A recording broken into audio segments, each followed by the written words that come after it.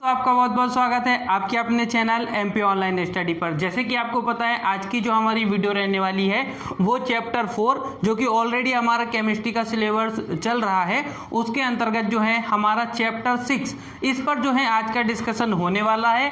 Topic जो हमारे रहने वाला है वो है रासायनिक बंध।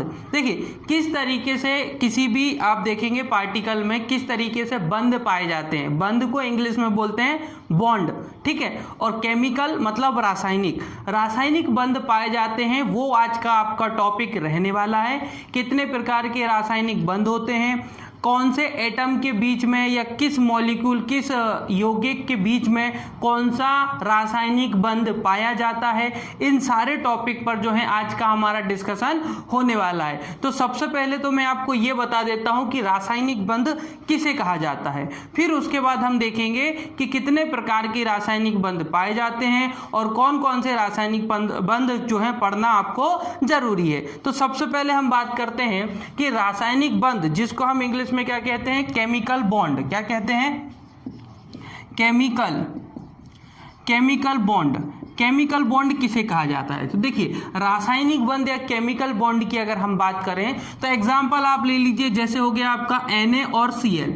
Na और Cl के बीच में ये जो आपको लाइन दिख रही है इसको बोला जाता है बॉन्ड। इसको क्या कहा जाता है, बॉन्ड मतलब बंध कहा जाता है। देखिए ये एक तरीके का तत्व है, ये भी दूसरा तत्व मतलब दो एटम है। दो एटम के बीच में जो ये लकीर लाइन जो खींची जाती है उसी को क्या कहा जाता है, उसी को बंध कहा जाता है। जैसे कि एग्जांपल आप देखेंगे ऑक्सीजन और ऑक्सीजन के बीच में डबल बंध पाया जाता है। डबल बंध मतलब दो बंध पाए जाते हैं, ठीक है। फिर आप देखेंगे नाइट्रोजन और नाइट्रोजन के बीच में तीन बंध पाए जाते हैं। नाइट्रोजन और नाइट्रोजन के बीच में तीन, ये कुछ इस तरीके से होता है। हम नाइट्रोजन को कैसे लिखते हैं, N2 लिखते हैं। नाइट्रोजन गैस को हम ऑक्सीजन को कैसे लिख सकते हैं, ऑक्सीजन गैस को O2 लिखते हैं। और ये कैसे लिखा जाएगा आपका, ये तो डायरेक्ट NaCl लिखा जाएगा, मतलब NaCl मतलब सोडियम क्लोराइड। ये हो गया आपका ऑक्सीजन गैस, ये हो गई नाइट्रोजन गैस। अब हम बात करते हैं ये जो आपको सेंटर में देखने को मिल रही हैं इनको कहा जाता है बंध। क्या कहा जाता है इनको, बंध। तो कितने प्रकार के बंध पाए जाते हैं, ये बंध किस तरीके से बनते हैं, क्योंकि ये इंपॉर्टेंट है। जैसे कि आप देख सकते हैं सोडियम और क्लोरीन के बीच में एक ही बंध बना हुआ है, ऑक्सीजन और ऑक्सीजन के बीच में दो बंध बने हुए हैं, दो बंध, ठीक है। और नाइट्रोजन और नाइट्रोजन के बीच में तीन बंध बने हुए हैं, 1 2 3। तो ये बंध किस तरीके के होते हैं और इन तीनों को हम किस नाम से जानेंगे, इस पर आज का जो है हमारा डिस्कशन रहेगा। तो केमिकल बॉन्ड के बारे में आज डिस्कशन हम करने वाले हैं। छोटी सी वीडियो रहेगी लेकिन इंपॉर्टेंट वीडियो रहेगी, इसमें जो है हम संपूर्ण डिस्कशन कर लेंगे। तो सबसे पहले हम बात करते हैं रासायनिक बंध। किसकी बात करते हैं, रासायनिक बंध। रासायनिक बंध जो होते हैं वो आमतौर पे दो तरीके के होते हैं। कितने प्रकार के होते हैं रासायनिक बंध, दो तरीके के होते हैं। एक जो रासायनिक बंध होते हैं उनको हम कहते हैं प्रबल बंध, है ना। और प्रबल को आप क्या कहते हैं इंग्लिश में, प्रबल को आप कहते हैं स्ट्रॉन्ग। क्या कहते हैं, स्ट्रॉन्ग, है ना। तो यहाँ पर जो बंध पाया जाएगा वो कैसा पाया जाएगा, स्ट्रॉन्ग पाया जाएगा, प्रबल होगा। और एक होते हैं आपके दुर्बल बंध। कौन से बंध, दुर्बल बंध। और दुर्बल बंध को इंग्लिश में क्या कहा जाता है, वीक बॉन्ड, है ना। वीक, कमजोर होते हैं जो। देखिए रासायनिक बंध दो, अभी सिर्फ आप समझिए, अभी सिर्फ केवल आपको क्या करना है, यहाँ पर प्रकार समझना है, ठीक है। फिर धीरे धीरे जब लेक्चर आगे बढ़ता रहेगा तो आपको चीजें समझ में आने लगेगी, क्योंकि जहां से एग्जाम्पल शुरू हो जाएगा तो आपको पीरियोडिक टेबल याद आएगी, और जब पीरियोडिक टेबल आपको याद आएगी तो सारे कॉन्सेप्ट क्लियर होते चले जाएंगे। तो देखिए रासायनिक बंध की बात करें तो रासायनिक बंध दो तरीके के होते हैं। एक होते हैं प्रबल बंध और एक होते हैं दुर्बल बंध। प्रबल बंध वो बंध होते हैं जो स्ट्रांग होते हैं, बहुत ज्यादा पावरफुल होते हैं, जिनको ब्रेक करने के लिए, जिनको तोड़ने के लिए ज्यादा एनर्जी देनी पड़ती है। जैसे कि Na और Cl, तो इनके बीच में ये जो बॉन्ड बना हुआ है ना, ये बंध, इसको तोड़ने के लिए मुझे क्या देनी पड़ेगी, एनर्जी देनी पड़ेगी। जब ज्यादा एनर्जी देनी पड़ती है तो वो स्ट्रांग हो जाता है, और कम एनर्जी दो और दोनों के बीच में जो बॉन्ड बना है वो अगर टूट जाए तो उसको क्या कहा जाता है, उसको कहा जाता है दुर्बल बंध। तो प्रबल बंध ऐसे बंध होते हैं जिनको तोड़ने के लिए ज्यादा एनर्जी की आवश्यकता होती है, और दुर्बल बंध ऐसे बंध होते हैं जिनको तोड़ने के लिए कम एनर्जी की आवश्यकता होती है। अब ये प्रबल बंध भी आपके कितने प्रकार के होते हैं, तो ये प्रबल बंध भी आपके 3 प्रकार के होते हैं। ये जो प्रबल बंध हैं ये आपके कितने प्रकार के होते हैं? 3 प्रकार के। अभी केवल आप नाम सुनिए, एग्जाम्पल आपको पता चल जाएगा तो क्लियर हो जाएगा। सबसे पहले होते हैं आपका आयनिक बंध। आयनिक बंध जिसको इंग्लिश में भी जो है आयनिक बॉन्ड ही कहा जाता है। आयनिक बंध जिसको इंग्लिश में आयनिक बॉन्ड ही कहा जाता है। दूसरा होता है आपका सहसंयोजक बंध। सहसंयोजक बंध, पार्टनरशिप बॉन्ड भी इसको कहा जाता है। पार्टनरशिप बॉन्ड भी इसको कहा जाता है। एक होता है आपका आयनिक बंध, दूसरा होता है आपका सहसंयोजी बंध और तीसरा होता है उपसहसंयोजी बंध। कौन सा होता है? उपसहसंयोजक बंध। कैसा होता है? उपसहसंयोजक बंध। यहाँ आपको कोई चीज़ याद करने की जरूरत नहीं है, केवल प्रकार समझिए। अभी मैं एक एक चीज को बताने वाला हूं तो वहां क्लियर हो जाएगा। देखिए, प्रबल बंध 3 प्रकार के होते हैं। एक आयनिक बंध होता है जिसको हम आयनिक बॉन्ड कहते हैं। एक सहसंयोजी बंध होता है जिसको हम पार्टनरशिप बॉन्ड भी कहते हैं। अब पार्टनरशिप बॉन्ड क्यों कहा जाता है वो मैं आपको बताऊंगा। फिर एक होता है आपका उपसहसंयोजी बंध, मतलब ये कोऑर्डिनेट है ना, कोऑर्डिनेट बॉन्ड इसको कहा जाता है। ये तो हो गई प्रबल बंध की बात। अब आते हैं दुर्बल बंध। तो दुर्बल बंध जो होते हैं वो भी 2 तरीके के होते हैं। दुर्बल बंध कितने तरीके के होते हैं? 2 तरीके के होते हैं। एक होता है आपका हाइड्रोजन बॉन्ड, एक होता है आपका हाइड्रोजन बॉन्ड या आप कह सकते हैं हाइड्रोजन बंध, और एक जो होता है वो होता है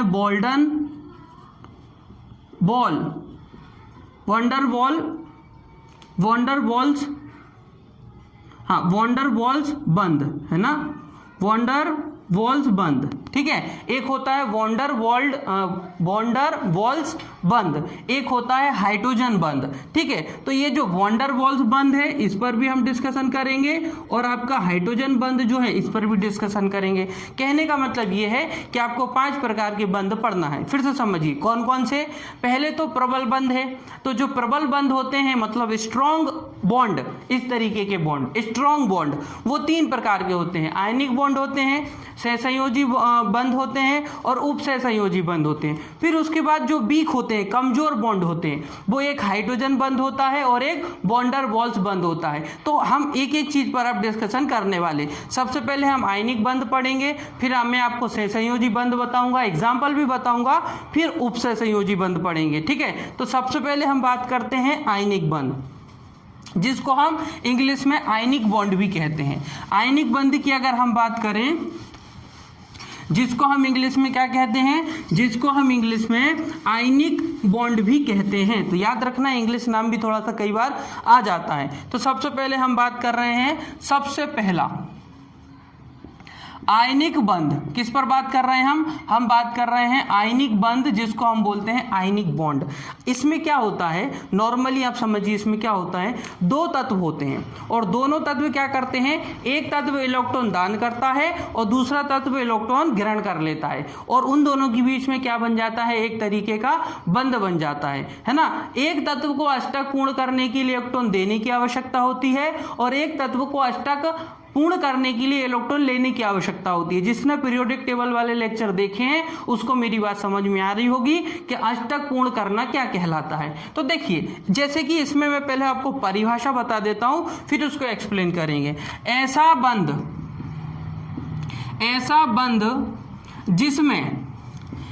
बंध जिसमें एक तत्व इलेक्ट्रॉन दान करता है, एक तत्व इलेक्ट्रॉन दान करता है और दूसरा तत्व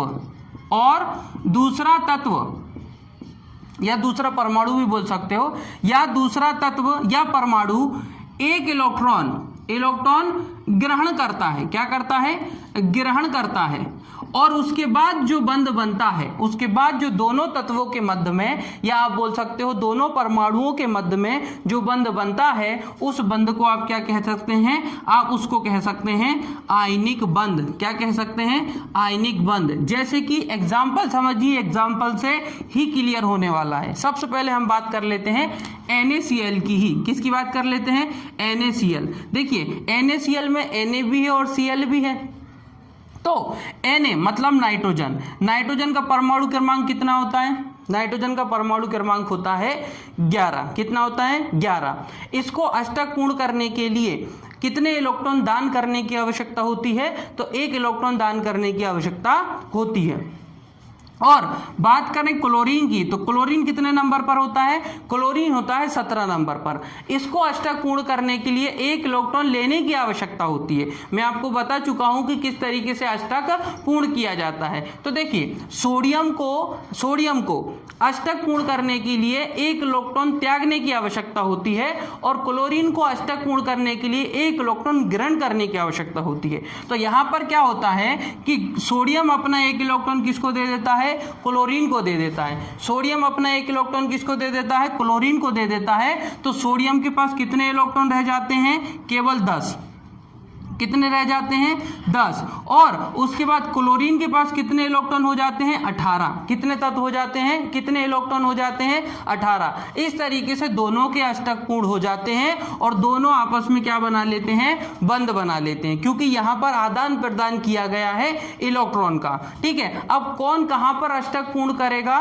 तो देखिए, अष्टक पूर्ण या तो आप कर सकते हैं 2 नंबर पर, मतलब आपके पास 2 इलेक्ट्रॉन होने चाहिए तो अष्टक पूर्ण कहलाता है, या तो आपके पास 10 इलेक्ट्रॉन होने चाहिए, या फिर 18 इलेक्ट्रॉन होने चाहिए, या 36 इलेक्ट्रॉन होने चाहिए, या 54 इलेक्ट्रॉन होने चाहिए। इस तरीके से आपके पास इलेक्ट्रॉन होने चाहिए। अगर आपके पास 2 इलेक्ट्रॉन होते हैं तो आपका अष्टक पूर्ण माना जाता है। अगर आपके पास 10 इलेक्ट्रॉन होते हैं तो भी आपका अष्टक पूर्ण माना जाएगा। अगर आपके पास 18 इलेक्ट्रॉन होते हैं तो भी आपका अष्टक पूर्ण माना जाएगा। तो देखिए, यहां पर है सोडियम कितने नंबर पर है? 11 नंबर पर है। इसको अपना अष्टक पूर्ण करने के लिए क्या करने की जरूरत है? तो आप बोलोगे कि सर सोडियम अगर 1 इलेक्ट्रॉन दान कर देता है तो सोडियम के पास कितने इलेक्ट्रॉन बचेंगे? 10। और जैसे ही उसके पास 10 इलेक्ट्रॉन बचेंगे तो उसका अष्टक क्या हो जाएगा? पूर्ण हो जाएगा, क्योंकि जिसके पास 10 इलेक्ट्रॉन होते हैं उसका अष्टक पूर्ण माना जाता है। उसी तरीके से क्लोरीन की अगर हम बात करें तो क्लोरीन के पास कितने इलेक्ट्रॉन होते हैं? 17। अगर क्लोरीन किसी दूसरे तत्व से 1 इलेक्ट्रॉन ले लेता है तो उसके पास कितने इलेक्ट्रॉन हो जाएंगे? 18। और जिसके पास 18 इलेक्ट्रॉन होते हैं उसका अष्टक भी पूर्ण माना जाता है। तो इस प्रकार से क्लोरीन को यह सुविधा दिखाई देती है कि वो 1 इलेक्ट्रॉन दान करेगा, और क्लोरीन को, है ना, सोडियम के पास क्या सुविधा होती है कि वो 1 इलेक्ट्रॉन दान करेगा, और क्लोरीन के पास ये सुविधा होती है कि वो 1 इलेक्ट्रॉन लेगा। तो इस प्रकार से दोनों अपने अष्टक पूर्ण कर लेते हैं। लेकिन इन दोनों के बीच में, मतलब Na और Cl के बीच में ये जो बंध बना है, इस बंध को हम कौन सा बंध कहेंगे? आयनिक बंध कहेंगे। कौन सा बंध कहेंगे?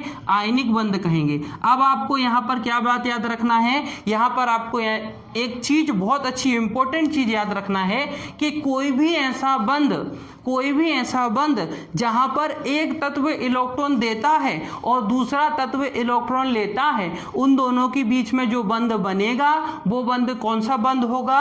आयनिक बंध होगा। कौन सा बंध होगा? आयनिक बंध होगा। ठीक है, तो देखिए, यहां पर सोडियम ने क्लोरीन को इलेक्ट्रॉन दिया तो क्लोरीन का भी अष्टक पूर्ण हो गया और सोडियम का भी अष्टक पूर्ण हो गया, और इन दोनों के बीच में कौन सा बंध बना? तो इन दोनों के बीच में बना है आयनिक बंध। अब ऐसे बंध बताने के लिए बहुत सारे एग्जाम्पल है मेरे पास, जैसे कि मेरे पास है KBr, जैसे कि मेरे पास है आप देख सकते हैं सोडियम पोटेशियम KCl है मेरे पास, और आप NaBr भी लिख सकते हो। बहुत सारे ऐसे आपको उदाहरण मिलेंगे जहां पर 2 इलेक्ट्रॉन, जैसे कि ये देखिए आप, मैग्नीशियम क्लोराइड, ये भी एक आपका आयनिक बंध ही है। क्यों? क्योंकि यहाँ पर मैग्नीशियम 2 इलेक्ट्रॉन देता है। किसको देता है? 2 क्लोरीन को देता है। तो देखिए, मैग्नीशियम अपने 2 इलेक्ट्रॉन दान करता है। मैं आपको बता देता हूँ, जैसे कि यहाँ पर देखिए आप, मैग्नीशियम कितने नंबर पर होता है? मैग्नीशियम 12 नंबर पर होता है। कितने नंबर पर होता है? 12 नंबर पर होता है। और क्लोरीन कितने नंबर पर होता है? 17 नंबर पर होता है। अब यहाँ पर बात समझिए, मैग्नीशियम को अपना अष्टक पूर्ण करने के लिए क्या करना पड़ेगा? तो आप बोलोगे सर मैग्नीशियम 12 नंबर पर है। अगर मैग्नीशियम अपने 2 इलेक्ट्रॉन दे देता है, मतलब मैग्नीशियम अगर अपने 2 इलेक्ट्रॉन दान कर देता है तो उसके पास कितने इलेक्ट्रॉन बचेंगे? 10 इलेक्ट्रॉन बचेंगे, मतलब उसका अष्टक क्या हो जाएगा? पूर्ण हो जाएगा। लेकिन शर्त क्या है? जब मैग्नीशियम 2 इलेक्ट्रॉन दान करेगा तब उसके पास 10 इलेक्ट्रॉन बचेंगे। लेकिन क्लोरीन तो 1 ही इलेक्ट्रॉन लेगा, क्योंकि क्लोरीन के पास 17 इलेक्ट्रॉन है। अगर उसको एक इलेक्ट्रॉन और मिल जाता है तो उसका अष्टक भी क्या हो जाएगा, पूर्ण हो जाएगा। लेकिन मैग्नीशियम तो 2 इलेक्ट्रॉन ही देगा, तो मैग्नीशियम क्या करता है, 2 क्लोरीन को अलग अलग एक एक इलेक्ट्रॉन दे देता है। कहने का मतलब यह है मैग्नीशियम एक इलेक्ट्रॉन इस क्लोरीन को दे देगा और अपना दूसरा इलेक्ट्रॉन इस क्लोरीन को दे देगा। तो उस तरीके से मैग्नीशियम के पास बचेंगे कितने, 10 इलेक्ट्रॉन, और इस क्लोरीन के पास कितने इलेक्ट्रॉन हो जाएंगे, 18, और नीचे वाले क्लोरीन के पास भी कितने इलेक्ट्रॉन हो जाएंगे, 18, और इस तरीके से इनके अष्टक क्या हो जाएंगे, पूर्ण हो जाएंगे। यहाँ देखिए मैग्नीशियम के पास 10 इलेक्ट्रॉन है, यहाँ क्लोरीन के पास 18 इलेक्ट्रॉन है, यहाँ पर भी क्लोरीन के पास 18 इलेक्ट्रॉन है, मतलब तीनों के अष्टक पूर्ण हो चुके हैं। लेकिन इंपॉर्टेंट चीज ये है कि यहाँ बंध कैसे होंगे, यहाँ बंध इस तरीके से बने होंगे, मतलब क्लोरीन ने 2 बंध बनाए होंगे, दोनों क्लोरीन मैग्नीशियम ने 2 बंध बनाए होंगे, दोनों क्लोरीन के साथ एक एक बंध बनेगा। तो यहां पर आप सिंपल परिभाषा समझिए, जहां पर एक तत्व क्या करता है, इलेक्ट्रॉन दान करता है। यहां पर मैग्नीशियम ने इलेक्ट्रॉन दान किए और दूसरा तत्व क्या करता है, उन इलेक्ट्रॉनों को ले लेता है। तो फिर उनके बीच में जो बॉन्ड बनता है, उनके बीच में ये जो देखिए ये जो बंध बनाए हैं मैंने, इनको ही हम क्या कहेंगे, आयनिक बंध कहेंगे। तो सिंपल सी परिभाषा है, जहां पर एक तत्व इलेक्ट्रॉन दान करे और दूसरा तत्व इलेक्ट्रॉन ग्रहण करे, उसको हम आयनिक बंध कहेंगे। तो ये मैंने एग्जाम्पल भी लिखे हैं, आप इनको भी एक बार कर सकते हैं। इसके बाद हम बात करते हैं सेकंड, और सेकंड कौन सा है आपका, सेकंड है आपका सहसंयोजी बंध, जिसको बोलते हैं पार्टनरशिप। सहसंयोजी बंध जिसको हम क्या बोलते हैं, पार्टनरशिप। तो देखिए सहसंयोजी बंध की अगर हम बात करें, सेकंड नंबर पर है ना, सहसंयोजक बंध। यहां पर क्या होता है, दोनों परमाणु एक दूसरे से इलेक्ट्रॉन की पार्टनरशिप करते हैं। पार्टनरशिप मतलब साझेदारी, पार्टनरशिप का मतलब क्या होता है, साझेदारी होती है। जैसे कि एग्जांपल समझिए, पहले मैं परिभाषा लिख देता हूं, फिर उसको एक्सप्लेन कर दूंगा, तो परिभाषा भी समझ में आ जाएगी। जहां पर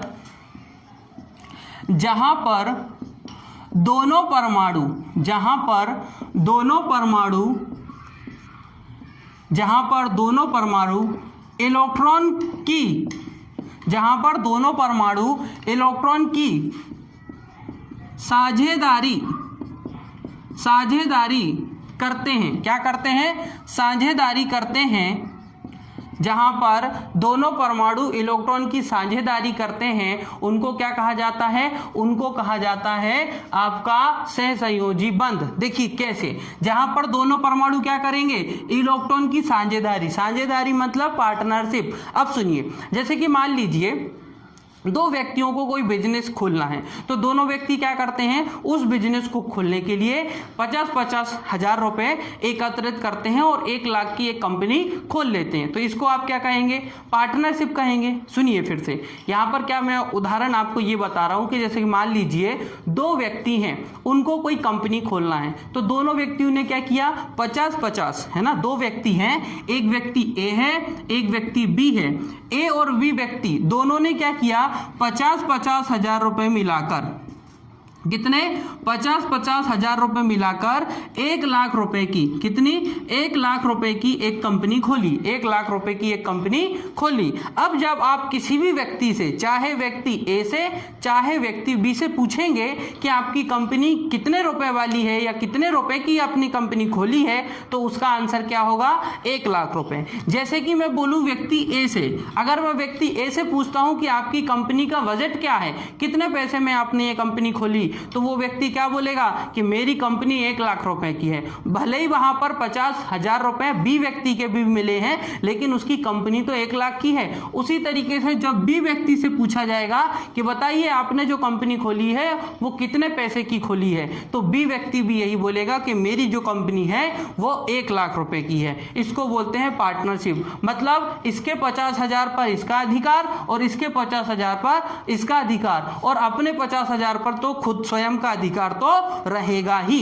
तो इस तरीके से जो है पार्टनरशिप कही जाती है। और इसी प्रकार की पार्टनरशिप आपको इलेक्ट्रॉनों के बीच में देखने को मिलता है। क्या पूर्ण करने के लिए? अष्टक पूर्ण करने के लिए। और अष्टक कहाँ कहाँ पूर्ण हो सकता है? या तो 2 इलेक्ट्रॉन होने चाहिए, या तो 10 इलेक्ट्रॉन होने चाहिए, या 18 इलेक्ट्रॉन होने चाहिए, या 36 इलेक्ट्रॉन होने चाहिए, या आपके पास 54 इलेक्ट्रॉन होने चाहिए। अगर आपके पास इतने इलेक्ट्रॉन है तो आपका अष्टक पूर्ण माना जाता है। जैसे कि मैं आपको उदाहरण बता देता हूं, आप ले लीजिए ऑक्सीजन, है ना। उदाहरण में क्या दे रहा हूं आपको? O2 गैस, ऑक्सीजन गैस का उदाहरण देता हूं यहां पर। किसका उदाहरण?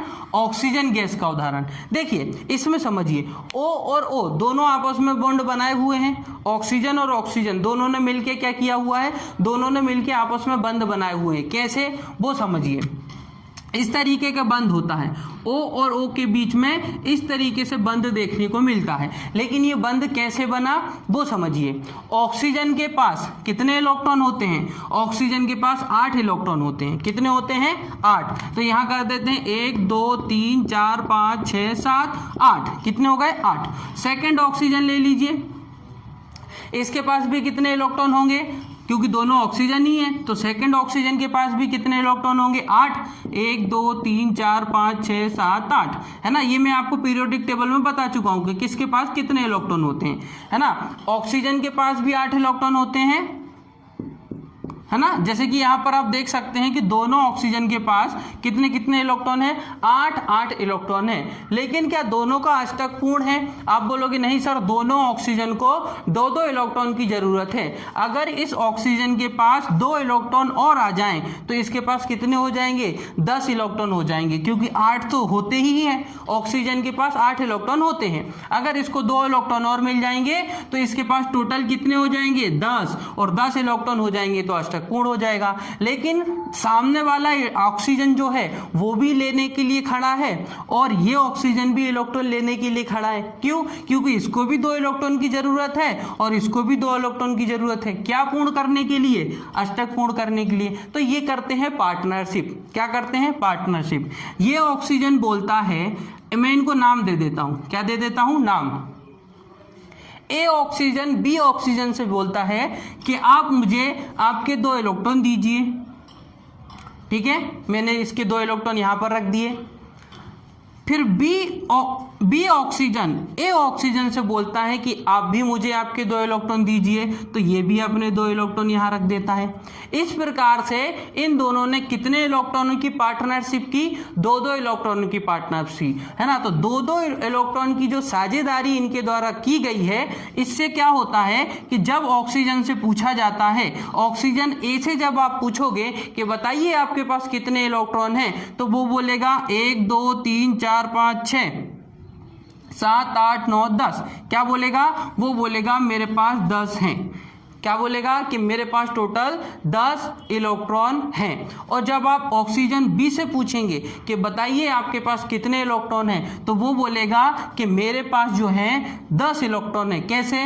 1 2 3 4 5 6 7 8 9 10। मतलब जब काउंट करने की बात आएगी तो ये ऑक्सीजन भी इन चारों इलेक्ट्रॉन को काउंट करेगा और ये ऑक्सीजन भी इन चारों इलेक्ट्रॉनों को काउंट करेगा। क्यों? क्योंकि ये होती है पार्टनरशिप। जैसे 1 लाख रुपए की बात ये भी कर रहा था और 1 लाख रुपए की बात बी भी कर रहा था, तो दोनों ने ही 1 लाख रुपए की बात की, लेकिन उसमें थे उनके कितने? 50-50 हजार रुपए। उसी तरीके से जब ए से पूछा जाएगा तो वो इन 4 इलेक्ट्रॉनों को गिनेगा, और बी से पूछा जाएगा तो वो भी इन जो है 4 इलेक्ट्रॉनों को गिनेगा। अब बात होती है कि अष्टक पूर्ण किसको कहा जाता है। तो देखिए, जैसे कि ये ऑक्सीजन है, तो ऑक्सीजन जो होता है, जैसे मान लीजिए ऑक्सीजन है, ऑक्सीजन की ये पहली सेल है और ये दूसरी सेल है। तो पहली सेल में 2 इलेक्ट्रॉन होते हैं। कितने होते हैं? पहली सेल में 2 इलेक्ट्रॉन होते हैं, और जो दूसरी सेल होती है उसमें 8 इलेक्ट्रॉन होते हैं। दूसरी सेल में कितने इलेक्ट्रॉन होते हैं? तो दूसरे सेल में जो है 8 इलेक्ट्रॉन होते हैं। इस तरीके से आप देखिए, बाहर वाली सेल में कितने इलेक्ट्रॉन है? 1 2 3 4 5 5 6 7 8 उसको कहा जाता है अष्टक पूर्ण होना। रियलिटी में इसके पास 10 इलेक्ट्रॉन है, लेकिन बाहर वाली कक्षा में कितने हैं 8, है ना। वो कब हुए, जब इसने 2 इससे लिए, और इसके पास कब हुए, जब इसने भी 2 इससे लिए। तो इस तरीके से इन्होंने 2-2 इलेक्ट्रॉनों का पार्टनरशिप किया, इसलिए ऑक्सीजन और ऑक्सीजन के बीच में कितने बंध पाए जाते हैं, तो ऑक्सीजन और ऑक्सीजन के बीच में आप देख सकते हैं 2 बंध पाए जाएंगे, क्योंकि 2-2 इलेक्ट्रॉनों की साझेदारी हो रही है।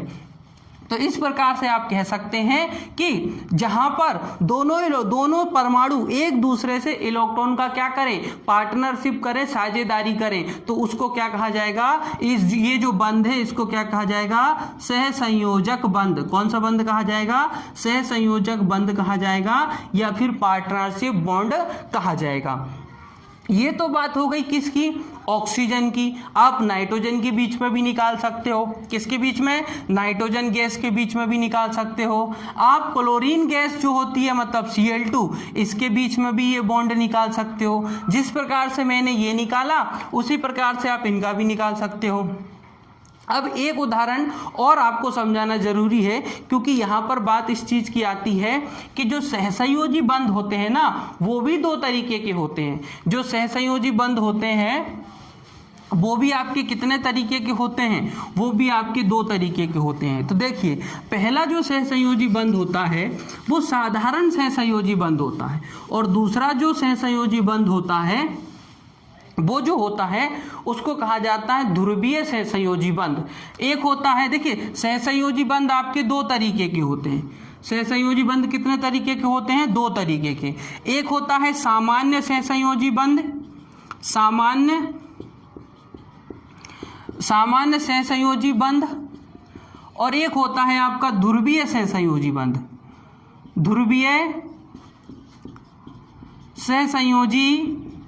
ध्रुवीय सहसंयोजी बंध, है ना। 2 तरीके के होते हैं। देखिए साधारण में समझिए कौन सा आता है, जैसे कि मैंने आपको अभी समझाया, जिसमें दोनों परमाणु एक जैसे हो, जिसमें दोनों परमाणु एक जैसे हो वो साधारण सहसंयोजी बंध या सामान्य सहसंयोजी बंध कहलाता है। जहां पर दोनों परमाणु एक जैसे हो और उनके बीच में जो बंध पाया जाता है वो सामान्य सहसंयोजी बंध कहलाता है। जैसे समझिए ऑक्सीजन मतलब O2, तो यहां पर मैं कैसा बनाऊंगा, O और O के बीच में कितने बंध बनेंगे, 2 बंध बनेंगे। दोनों परमाणु एक जैसे हैं, दोनों ही परमाणु यहां पर एक जैसे हैं, तो इसको क्या कहा जाएगा, सामान्य सहसंयोजी बंध। ये जो बंध पाए जा रहे हैं 2 बंध, ये सामान्य सहसंयोजी बंध कहलाएंगे। उसी तरीके से नाइट्रोजन मतलब N2, इनके बीच में जब मैं बंध बनाऊंगा तो मुझे कैसे दिखाई देंगे, ऐसा। नाइट्रोजन और नाइट्रोजन के बीच में इस तरीके से बंध होंगे, 3 बंध होते हैं। क्यों, क्योंकि नाइट्रोजन को भी 3 इलेक्ट्रॉन की आवश्यकता होती है और इस नाइट्रोजन को भी 3 इलेक्ट्रॉन की आवश्यकता होती है। तो दोनों क्या करते हैं, 3-3 इलेक्ट्रॉन का पार्टनरशिप करते हैं। जैसे ऑक्सीजन को कितने इलेक्ट्रॉन की आवश्यकता थी, तो ऑक्सीजन को 2 इलेक्ट्रॉन की आवश्यकता थी, तो 2-2 इलेक्ट्रॉनों की पार्टनरशिप की। नाइट्रोजन को 3 इलेक्ट्रॉन की आवश्यकता होती है अष्टक पूर्ण करने के लिए, तो ये 3-3 इलेक्ट्रॉन का पार्टनरशिप करते हैं। लेकिन जो ध्रुवीय सहसंयोजी बंध होता है, जो ध्रुवीय सहसंयोजी बंध होता है उसमें दोनों परमाणु अलग अलग होते हैं, उसमें दोनों परमाणु अलग अलग होते हैं। जैसे कि एग्जाम्पल HCl, जैसे कि एग्जाम्पल क्या है, HCl, HBr, CH4, ये इसकी क्या जाएगा, मतलब जहां पर दोनों ही परमाणु क्या होते हैं, अलग अलग होते हैं। देखिए यहां पर हाइड्रोजन है और यहां पर क्या है, क्लोरीन, दोनों परमाणु अलग अलग हैं, तो इसको क्या कहा जाएगा, ध्रुवीय सहसंयोजी बंध। मतलब इनके बीच में जो बंध होगा, जो बॉन्ड होगा, उसको ध्रुवीय सहसंयोजी बंध कहा जाएगा। जैसे कि समझिए आप कि H कितने नंबर पर होता है, 1 नंबर पर होता है, मतलब उसके पास केवल 1 ही इलेक्ट्रॉन होता है। और Cl के पास टोटल कितने इलेक्ट्रॉन होते हैं, 17 इलेक्ट्रॉन होते हैं। हाइड्रोजन को अपना अष्टक पूर्ण करने के लिए, क्योंकि अष्टक या तो आप 2 पर मतलब आपके पास 2 इलेक्ट्रॉन होने चाहिए तब अष्टक पूर्ण माना जाता है, या आपके पास 10 इलेक्ट्रॉन होने चाहिए, या 18 इलेक्ट्रॉन होने चाहिए, या 36 इलेक्ट्रॉन होने चाहिए, या 54 इलेक्ट्रॉन होने चाहिए। जब आपका जाके अष्टक पूर्ण माना जाता है। तो यहाँ हाइड्रोजन के पास अगर कभी एक इलेक्ट्रॉन आ जाता है तो हाइड्रोजन का अष्टक क्या हो जाएगा, पूर्ण हो जाएगा। उसी प्रकार से क्लोरीन के पास भी कभी एक इलेक्ट्रॉन आ जाता है तो क्लोरीन के पास कितने इलेक्ट्रॉन हो जाएंगे, 17, टोटल कितने हो जाएंगे, 18। एक और मिल जाएगा अगर उसको तो उसके पास कितने हो जाएंगे, 18। तो दोनों के क्या हो जाएंगे, अष्टक पूर्ण हो जाएंगे। तो यहाँ पर दोनों क्या करते हैं, पार्टनरशिप करते हैं। हाइड्रोजन भी अपना एक इलेक्ट्रॉन रख देता है पार्टनरशिप करने के लिए, और क्लोरीन भी अपना एक इलेक्ट्रॉन रख देता है, किस लिए, पार्टनरशिप करने के लिए। देखिए क्लोरीन के पास टोटल कितने इलेक्ट्रॉन होते हैं, 17, लेकिन अंतिम जो सेल होती है ना क्लोरीन की, अंतिम सेल उसमें कितने होते हैं, 7, है ना। अंतिम सेल में कितने होते हैं, 7। ये चीज याद रखना, क्लोरीन के पास होते 17 इलेक्ट्रॉन है, लेकिन जो उसकी अंतिम बाहर वाली सेल होती है ना, मैंने आपको बताया था बाहर वाली सेल जो होती है उसमें 7 इलेक्ट्रॉन होते हैं, है ना। और हाइड्रोजन के पास तो एक ही इलेक्ट्रॉन होता है, तो हाइड्रोजन भी अपना एक इलेक्ट्रॉन रख देता है और क्लोरीन भी अपना एक इलेक्ट्रॉन रख देता है, और ये दोनों क्या बना लेते हैं, बीच में बॉन्ड बना लेते हैं, जिसको हम क्या कहते हैं, सहसंयोजी बंध कहते हैं। लेकिन वो भी कौन सा, ध्रुवीय सहसंयोजी बंध, मतलब पोलर, इंग्लिश में क्या कहा जाता है, पोलर। तो यहां पर हाइड्रोजन क्या करेगा, इन दोनों इलेक्ट्रॉनों को अपने साथ काउंट करेगा, पार्टनरशिप है क्योंकि यहां पर, और जब ये दोनों इलेक्ट्रॉनों को अपने आप काउंट करेगा, अपने साथ काउंट करेगा, तो इसके पास 2 इलेक्ट्रॉन हो जाएंगे और इसका अष्टक क्या हो जाएगा, पूर्ण हो जाएगा। और उसी तरीके से जब क्लोरीन इन दोनों इलेक्ट्रॉन को अपने साथ काउंट करेगा तो क्लोरीन के पास 8 इलेक्ट्रॉन अंतिम सेल में हो जाएंगे। अंतिम सेल में टोटल तो 18 हो जाएंगे ना उसके पास, लेकिन अंतिम सेल में कितने हो जाएंगे, 1 2 3 4 5 6 7 और ये 1 8। तो इसको कहा जाता है अष्टक पूर्ण होना। तो इस प्रकार से क्लोरीन के पास भी टोटल कितने हो जाएंगे, 18, और हाइड्रोजन के पास 2, तो दोनों के अष्टक पूर्ण हो जाएंगे। तो इस तरीके से दोनों ही परमाणु अलग अलग थे, बट उन्होंने एक एक इलेक्ट्रॉन का क्या किया, पार्टनरशिप की। अच्छा, एक एक इलेक्ट्रॉन की पार्टनरशिप की, इसीलिए उनके बीच में जो बंध बना है वो एकल बंध कहलाता है। एकल बंध, एकल बंध उसे कहा जाता है जहां पर किन्हीं 2 तत्वों के बीच में केवल एक ही बंध हो। इस तरीके से कार्बन और कार्बन के बीच में केवल एक ही बंध है, इसको कहा जाता है एकल बंध। जब कार्बन और कार्बन के बीच में 2 बंध होंगे तो उसको कहा जाता है द्विबंध। क्या कहा जाता है, द्विबंध। द्विबंध को इंग्लिश में कहा जाता है डबल बॉन्ड। और जब कार्बन और कार्बन के बीच में 3 बंध होते हैं, जब कार्बन और कार्बन के बीच में 3 बंध होते हैं तो उसको कहा जाता है त्रिबंध। त्रिबंध मतलब ट्रिपल बॉन्ड। त्रिबंध मतलब क्या होता है, ट्रिपल बॉन्ड। और इसको क्या कहा जाता है, एकल मतलब एक सिंगल बॉन्ड कहा जाता है इसको, है ना। ये सिंगल बॉन्ड होता है, ये डबल बॉन्ड होता है और ये ट्रिपल बॉन्ड होता है। तो इस तरीके से 3 तरीके के बॉन्ड ये भी चलते हैं आपके। जैसे कि ये देखिए हाइड्रोजन और क्लोरीन के बीच में कौन सा बॉन्ड होगा, सिंगल बॉन्ड होगा, है ना। लेकिन यहाँ देखिए ये डबल बॉन्ड है। ऑक्सीजन और ऑक्सीजन के बीच में कितने बॉन्ड हैं, डबल। अब ये डबल क्यों है, क्योंकि ऑक्सीजन को 2 इलेक्ट्रॉन की आवश्यकता होती है, इसलिए दोनों ऑक्सीजन क्या करते हैं, 2 इलेक्ट्रॉन की पार्टनरशिप करते हैं। तो ये तो आपके कौन से हो गए, ये मैंने आपको उदाहरण भी बता दिए कि जब एक जैसे परमाणुओं के बीच में बंध बनेंगे, और वो भी कौन से बंध, पार्टनरशिप। यहाँ पर पार्टनरशिप हो रही है, उसको सहसंयोजी बंध कहा जाएगा, ठीक है। और अगर अलग अलग तत्वों के बीच में बनता है तो भी सहसंयोजी बंध ही कहलाएगा, लेकिन उसको फिर हम ध्रुवीय सहसंयोजी बंध कहेंगे। अब इसके बाद आता है आपका लास्ट जो है, इसमें तीसरा, टोटल 5 है, तीसरा बता रहा हूं मैं आपको, जिसको कहा जाता है उपसहसंयोजी बंध। उपसहसंयोजी, देखिए यहां पर परिभाषा अगर लिखना चाहूं मैं तो परिभाषा में ये लिख सकता हूं, ऐसा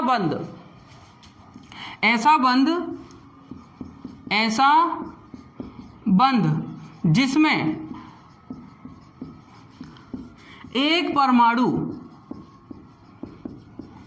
साझेदारी में भाग नहीं लेता, साझेदारी में भाग नहीं लेता,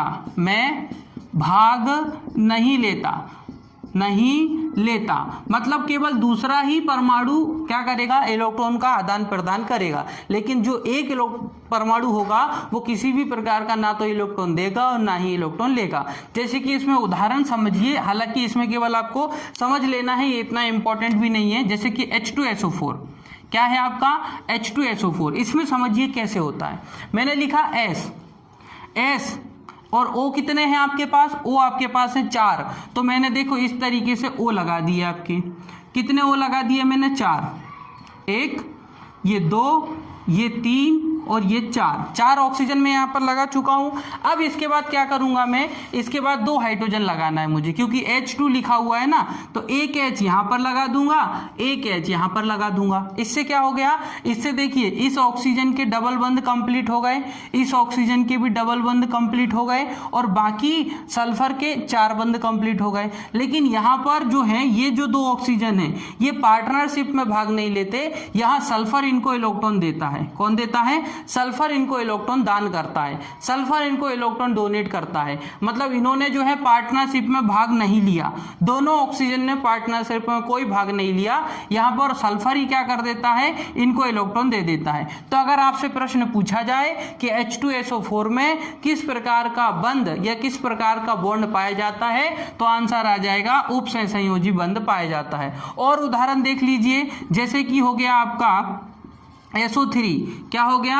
SO3। जैसे कि SO3 की बात करें तो ये हो गया आपका S के बाद आप देखेंगे तो ये हो गया S, है ना, ये हो जाएगा आपका O। यहाँ पर भी आप लगा सकते हैं O, और सिंगल बंड के साथ यहाँ पर भी एक ऑक्सीजन लगा दो। लेकिन यहाँ पर क्या करना है आपको कि ये सल्फर इलेक्ट्रॉन देगा। सल्फर इलेक्ट्रॉन किसको देगा? तो सल्फर यहाँ पर इलेक्ट्रॉन दे देगा एक ऑक्सीजन को। तो आप यहाँ पर बोल सकते हैं कि ये जो सल्फर है ये इलेक्ट्रॉन दान कर रहा है। किसको? ऑक्सीजन को, है ना। इस ऑक्सीजन को सल्फर इलेक्ट्रॉन दान कर रहा है, लेकिन इस ऑक्सीजन ने कुछ भी नहीं किया, ना तो इलेक्ट्रॉन की साझेदारी की और ना ही इलेक्ट्रॉन को डोनेट किया, है ना, इलेक्ट्रॉन को दान किया, ना तो इलेक्ट्रॉन की साझेदारी की। मतलब ये वाला तत्व जो आपका ऑक्सीजन है ये किसी भी प्रकार की कोई साझेदारी नहीं कर रहा है, साझेदारी केवल कौन कर रहा है? सल्फर। मतलब उसमें एक ही तत्व क्या करता है? साझेदारी में भाग लेता है, दूसरा तत्व साझेदारी में भाग नहीं लेता। तो SO3 में कौन सा बंध पाया जाता है? उपसहसंयोजी बंध पाया जाता है। फिर आपसे पूछ लिया जाए ओजोन, ओजोन का फॉर्मूला क्या होता है? O3। आपसे पूछ लिया जाए कि ओजोन में किस प्रकार का बंध पाया जाता है, तो यहाँ पे भी आप बोल देना कि ओजोन में भी कैसा बंध होता है? तो उपसहसंयोजी बंध होता है, उपसहसंयोजी बंध होता है। नॉर्मली आप याद रखें कि एक आपको याद रखना है आयनिक बंध और एक आपको याद रखना है कौन सा? सहसंयोजी बंध। उन दोनों को हटा दीजिए, बाकी आपको जितने भी यौगिक देखने को मिलेंगे उसमें कौन सा बंध पाया जाता है? उपसहसंयोजी बंध पाया जाता है। ठीक है, अब उपसहसंयोजी बंध में आपको केवल ये याद रखना है, और भी मैं अगर आपको बताऊं तो आप यहाँ पे याद रख सकते हैं SO4 भी याद रख सकते हैं, SO3 भी याद रख सकते हैं, O3 भी याद रखते हैं, H2SO4 भी याद रख सकते हैं। ठीक है, अब ये तो 3 बंध हो गए आपके। अब इसके बाद आपका जो बंध आता है वो है आपका दुर्बल बंध। मैंने आपको बताए थे ना दुर्बल बंध कितने प्रकार के होते हैं, तो दुर्बल बंध 2 प्रकार के होते हैं। एक होता है हाइड्रोजन बंध। दुर्बल बंध कितने प्रकार के होते हैं? 2 प्रकार के होते हैं। देखिए मैं आपको ऑलरेडी बता चुका हूं कि प्रबल बंध होते हैं और कौन से बंध होते हैं? दुर्बल। प्रबल 3 थे, मैंने बता दिए। अब दुर्बल बंध 2 प्रकार के होते हैं, है ना। दुर्बल बंध कितने प्रकार के होते हैं? 2 प्रकार के होते हैं। एक होता है हाइड्रोजन बंध। क्या होता है? हाइड्रोजन बंध। बहुत सिंपल है ये दोनों। और एक होता है बॉन्डर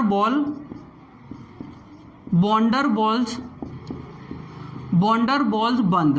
2 बंध होते हैं, एक होता है आपका हाइड्रोजन बॉन्ड और एक होता है बॉन्डर बॉल्स बंध। समझिए ये इनकी परिभाषा। ऐसा बंध जो हाइड्रोजन और नाइट्रोजन के बीच में हो, ऐसा बंध जो हाइड्रोजन और ऑक्सीजन के बीच में हो, ऐसा बंध जो हाइड्रोजन और फ्लोरीन के बीच में हो, उसको हाइड्रोजन बंध कहा जाता है। फिर से समझिए, ऐसा बंध जो हाइड्रोजन और नाइट्रोजन के बीच में हो, ऐसा बंध जो हाइड्रोजन और ऑक्सीजन के बीच में हो, ऐसा बंध जो हाइड्रोजन और फ्लोरीन के बीच में हो, उसे हाइड्रोजन बंध कहा जाता है। जैसे कि देखिए आपका सबसे अच्छा उदाहरण है H2O। सबसे अच्छा उदाहरण क्या है? H2O। H2O में कौन सा बंध पाया जाता है? हाइड्रोजन बंध पाया जाता है। कई बार पूछा जाता है, कैसा होता है ये समझिए। इस तरीके से में H2O की संरचना पाई जाती है है ना। ये संरचना कैसी है, H2O की संरचना बना रहा हूं मैं, है ना। H2O का फॉर्मूला H2O होता है, जल का फॉर्मूला क्या होता है, H2O होता है, और उसकी संरचना ये मैं बना रहा हूं। अब देखिए यहाँ पर जल के अणु क्या होते हैं, एक दूसरे से जुड़े हुए होते हैं जल के अणु। तो देखिए ये हो गया आपका H2O, ये भी हो गया H2O, और ये भी हो गया H2O, लेकिन ये आपस में कैसे जुड़े होते हैं, तो इन दोनों के बीच में देखिए ये ऑक्सीजन और ये हाइड्रोजन, इनके बीच में ऐसा एक बंध पाया जाता है। ये ऑक्सीजन, ये हाइड्रोजन, इनके बीच में एक ऐसा बंध पाया जाता है। ऐसा कंटिन्यू और भी बना सकते हो आप, नीचे भी बना सकते हो आप। यहाँ ऑक्सीजन लगा दीजिए, यहाँ हाइड्रोजन लगा दीजिए, यहाँ पर भी हाइड्रोजन लगा दीजिए, तो ये तो हो गया आपका क्या, ये तो आपका हो गया जल। अब इन दोनों के बीच में देखिए ये है हाइड्रोजन और ये है ऑक्सीजन। मैं तो आपको पहले ही बता रहा हूं कि हाइड्रोजन और ऑक्सीजन के बीच में जो बंध होगा, ये देखिए ये जो बंध बनाया मैंने, इसको कहा जाएगा हाइड्रोजन बंध। ये कौन सा बंध है आपका, हाइड्रोजन बंध है। अच्छा, एक हाइड्रोजन बंध इनके बीच में भी होता है, ऑक्सीजन हाइड्रोजन और फ्लोरीन, ऐसा ये हाइड्रोजन, ये फ्लोरीन, ये हाइड्रोजन, ये फ्लोरीन, ये हाइड्रोजन, ये फ्लोरीन। तो देखिए hydrogen fluorine, hydrogen fluorine, hydrogen fluorine, ये तो सिंपल हो गया। लेकिन ये फ्लोरीन, कौन सी फ्लोरीन, ये आपकी फर्स्ट नंबर की ये फ्लोरीन और ये हाइड्रोजन, इनके बीच में एक बंध पाया जाता है, इनके बीच में एक बंध पाया जाता है, ऐसा डॉट डॉट के तरीके से उसको दर्शाया जाता है। ये फ्लोरीन और ये हाइड्रोजन, इनके बीच में ऐसा बॉन्ड पाया जाता है जिसको कहेंगे हम हाइड्रोजन बंध। क्या कहेंगे जिसको, हाइड्रोजन बंध। परिभाषा सिंपल सी है, अगर आपसे पूछ लिया जाए जल में कौन सा बंध पाया जाता है, आप बोलना हाइड्रोजन बंध पाया जाता है। आपसे पूछ लिया कि बताइए HF में कौन सा बंध पाया जाता है, आप बोलना हाइड्रोजन बंध पाया जाता है। आपसे पूछ लिया जाए NH2CO NH2, इसमें कौन सा बंध पाया जाता है, तो बोल देना हाइड्रोजन बंध पाया जाता है। क्यों, क्योंकि इसमें नाइट्रोजन भी है और हाइड्रोजन भी है। जहां नाइट्रोजन हो और हाइड्रोजन हो वहां हाइड्रोजन बंध होता है, जहां हाइड्रोजन हो और ऑक्सीजन हो वहां हाइड्रोजन बंध होता है, जहां हाइड्रोजन हो और सल्फर हो वहां पर भी हाइड्रोजन बंध होता है। तो हाइड्रोजन बंध केवल 3 जगह हो सकते हैं, ये तीनों याद रख लीजिए, हाइड्रोजन बंध याद हो जाएगा। कहीं से भी कोई भी एग्जाम्पल पूछ लिया जाए, तीनों को याद रखना और बोल देना कि इसमें हाइड्रोजन बंध होता है। फिर बात करते हैं वॉन-डेर वाल्स बंध। देखिए वॉन-डेर वाल्स बंध की अगर हम बात करें तो नॉर्मली एक अतिरिक्त बंध होता है। अतिरिक्त बंध का मतलब ये होता है, आपने ठोस CO2 देखिए क्या, ठोस CO2, ठोस CO2 का मतलब होता है सॉलिड CO2। आप जो बर्फ खाते हैं ना, बर्फ को कहा जाता है सॉलिड CO2, है ना, याद रखना सॉलिड CO2, ठोस CO2। अगर आपसे पूछ लिया जाए कि ठोस कार्बन डाइऑक्साइड किसे कहा जाता है, तो आप बोलना जो बर्फ होती है उसको जो है ठोस CO2 कहा जाता है। और ठोस CO2 के अंदर ही वॉन-डेर वाल्स बंध पाया जाता है। आप बोलेंगे किस तरीके से, तो सुनिए, अगर आप 2 बर्फ के टुकड़े लेते हैं, अगर आप 2 बर्फ के टुकड़े लेते हैं और उनको बहुत पावरफुल तरीके से दोनों को जोड़ते हैं, तो आप देखेंगे कि वो बर्फ के टुकड़े आपस में क्या हो जाते हैं, अटैच हो जाते हैं। आप अगर 2 बर्फ के टुकड़े लेते हैं और उन दोनों को आप इस तरीके से रगड़ते हैं कि वो दोनों एक दूसरे को स्पर्श करें, तो थोड़े समय के बाद वो बर्फ के टुकड़े क्या हो जाते हैं, एक दूसरे से चिपक जाते हैं। कौन से बंध के कारण, तो वो होता है वॉन-डेर वाल बंध, है ना। ये एक अतिरिक्त आकर्षण होता है, एक तरीके का आकर्षण होता है। बर्फ के अंदर जो CO2 होता है ना, वो आपस में बर्फ के टुकड़े किस प्रकार से जुड़े होते हैं, उनके बीच में जो जुड़ने का साधन होता है, माध्यम होता है, वो क्या होता है, वॉन-डेर वाल्स बंध। जैसे कि आप 2 बर्फ के टुकड़े लेते हैं और दोनों बर्फ के टुकड़ों को अगर आप इस तरीके से जोड़ेंगे तो दोनों बर्फ के टुकड़े आपस में जुड़ जाएंगे। तो उनके बीच में यहाँ पर कौन सा बल काम कर रहा है, यहाँ पर वॉन-डेर वाल्स बल जो है वो कार्य कर रहा है।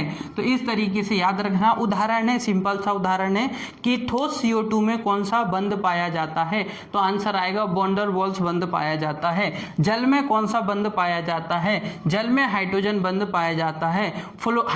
देखिए हाइड्रोजन फ्लोराइड में कौन सा बंध पाया जाता है, हाइड्रोजन फ्लोराइड में जो हाइड्रोजन बंध पाया जाता है। हाइड्रोजन बंध किस प्रकार का बंध है, हाइड्रोजन बंध एक दुर्बल बंध है, मतलब वीक बॉन्ड है। वॉन डर वाल्स बंध किस तरीके का बंध है, तो ये भी एक दुर्बल बंध है। आयनिक बंध, सहसंयोजी बंध, उप सहसंयोजी बंध किस प्रकार के बंध हैं, तो आप बोलना कि ये एक प्रबल बंध है, स्ट्रॉन्ग बॉन्ड है।